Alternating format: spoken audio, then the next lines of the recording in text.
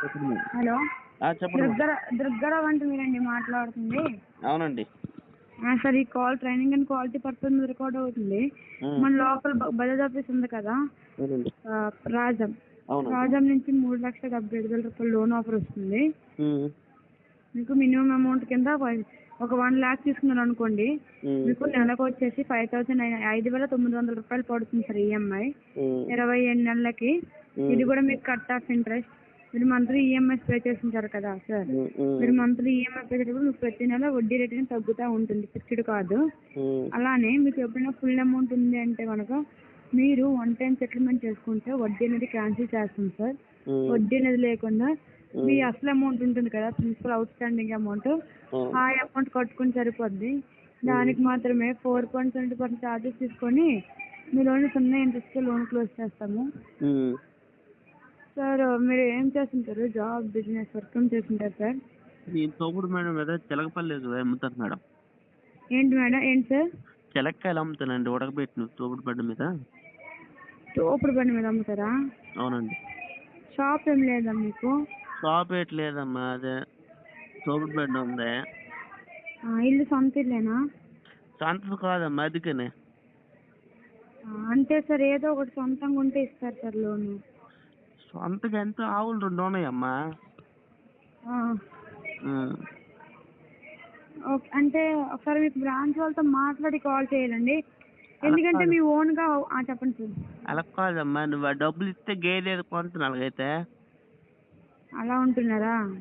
Okay, అదే sir, దానికోసము ఏటంటే తెలక్కలు కూడా ఏట అవ్వట్లేదమ్మా.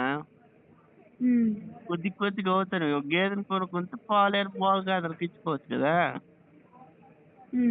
అలాగని అంటాను. మరి మీరు ఇస్తే మరి మీ దయ అమ్మ, దండం మొక్కుతున్నా, కొద్దిగా చూడండి అమ్మ నన్ను. ఓకే, బ్రాంచ్ వాళ్ళతో చెక్ చేసి కాల్ చేస్తాను సార్. అలా కాదమ్మా తల్లి, చెప్పండి సార్. కొద్దిగా డబ్బులు వచ్చినట్లు చెయ్యమ్మా. ఆవును కొంత ఆవును గేదెను అలాగైతే ఈరోజు సంత నిన్న చేతి ఈరోజు కొనుక్కోవద్దునమ్మా. ఉల్కాడ అడిగేసే అలాగైతే ఈరోజు సంత కదా రాజమ్మా, నిన్న చేతి ఈరోజు కొనుక్కోవద్దు. ఉల్కాడ డబ్బులు అడిగేసి అంతానమ్మా. ఏమో సార్, మాకు తెలీదు. మాది ఇక్కడ కర్ణాటక నుంచి చేస్తున్నాం కదా. కర్ణాటక నుంచి అమ్మా. సంతలో ఉన్నాయి, పంపించమా పుంజుడు. ఏంటి సార్? మంచి చెలక్కాయలు ఉన్నాయి, పుంజుడు పంపించమా. ఎక్కడికి? మీకేనమ్మా, తింటారు మీ ఆఫీస్లోనే ఉడకబెట్టినవే. ఓకే అండి, బట్ ఇక్కడ లాంగ్ కదా సార్ కర్ణాటక. ఎక్కడమ్మా అదే? ముడిదాం పక్కన కాదేటే సార్? కర్ణాటక అంటే బెంగళూరు సార్. బెంగళూరు అమ్మ, అంత దూరం నుంచి చేసినారు నా గురించి సార్. అమ్మా ఓకే సార్, మీకు చెక్ చేసి కాల్ చేస్తాం సార్. ఓకేనా? అది కాదు సార్, కొద్దిగా డబ్బులు వచ్చినట్లు చూడమ్మా. అలాగైతే చిలకలు ఏటి అవుతానే కాదమ్మా, జనాలు వస్తాను కాదు. ఓకే ఓకే, థ్యాంక్ యూ అండి.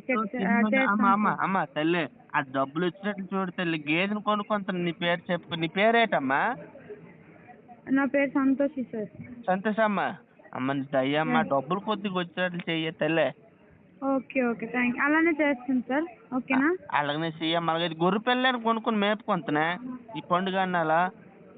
ఓకే ఓకే అండి. మరి చిలకలు పంపించింది నేటి బస్కే సార్.